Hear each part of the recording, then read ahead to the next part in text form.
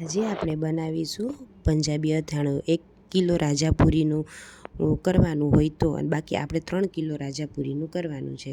એમાં 500 ગ્રામ મરચાં, 12 નંગ લીંબુ હોય, આપણે આમાં 8 બતાવ્યા છે પણ 12 લેવાના. અને આ કેરીની આપણે છાલ ઉતારી લીધી છે બરાબર, કેરી ધોઈને. હવે કેરી ધોઈને છાલ ઉતારી લીધા પછી આપણે બધી કેરીના કરશું ઝીણા ઝીણા કટકા.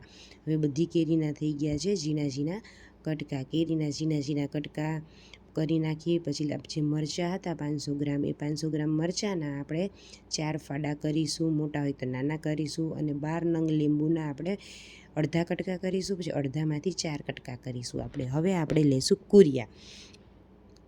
જે કાચના બાઉલમાં છે એ મેથીના કુરિયા છે 75 ગ્રામ, અને આ બાજુના સ્ટીલના બાઉલમાં છે એ રાઈના કુરિયા છે 300 ગ્રામ.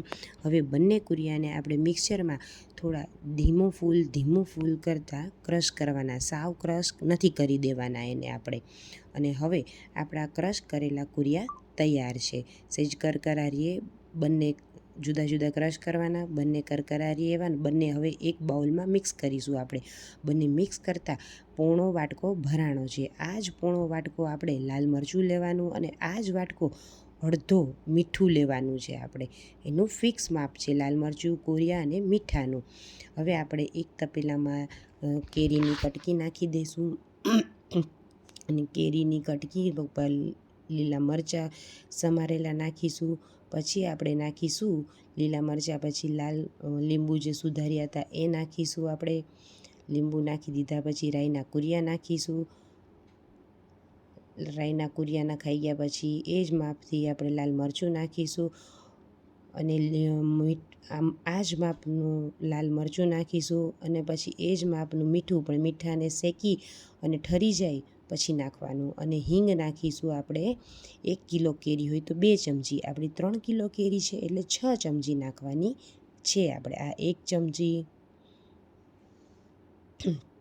હવે નાખીશું આપણે બીજી ચમચી, પછી આપણે નાખીશું ત્રીજી ચમચી, અને હજી પાછી 3 ચમચી નાખી દેવાની. હવે 6 ચમચી હિંગ થઈ ગઈ છે. પછી આપણે નાખીશું જે પ્રમાણે મીઠું શેકીને ઠર્યું છે, અને મેં કીધું આ જ બાઉલ અડધું મીઠું નાખવાનું, જે લાલ મરચું હતું એમાં જ આટલું અડધું મીઠું નાખવાનું છે. શેકીને ઠરી ગયું છે મીઠું, એટલે પાણી બળી જાય છે, અને અથાણું બગડતું નથી. મીઠું નાખ્યા પછી આપણે બરાબર એમને હલાવી દઈશું.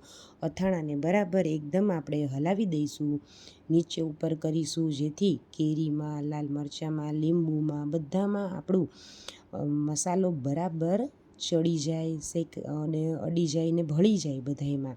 એવી રીતે આપણે બરાબર એમને હલાવીશું.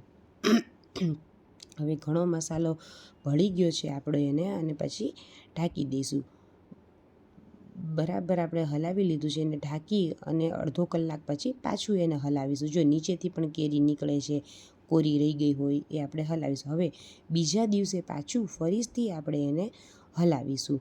અને એ 3 લીંબુના કટકા કરી અને એનો રસ કાઢ્યો છે, અને લીંબુનો રસ આપણે એમાં નાખી દઈશું. અને લીંબુનો રસ નાખ્યા પછી આપણે ફરીથી હલાવીશું.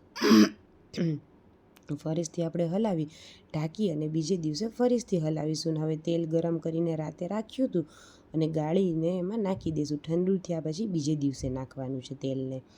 1 કિલો કેરીનું માપ હોય તો 1 ચાનો કપ તેલ નાખવાનું. આપણે આ 3 કિલો છે એટલે 3 કપ નાખ્યું છે.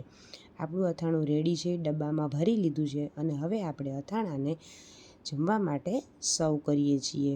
અથાણું આપણું એકદમ તૈયાર છે. પંજાબી અથાણું આખું વરસ ફ્રીઝમાં એકદમ સરસ રહેશે, અને બહુ તેલ પણ નહીં, અને બહાર જેવો એકદમ મસ્ત ખટ્ટો ટેસ્ટ આવે છે. તમને આ ઘરે અથાણું બનાવશો તો નડશે પણ નહીં, અને ભાવશે પણ ખરી. થેપલા ચા જોડે પણ આ અમારું અથાણું તૈયાર છે.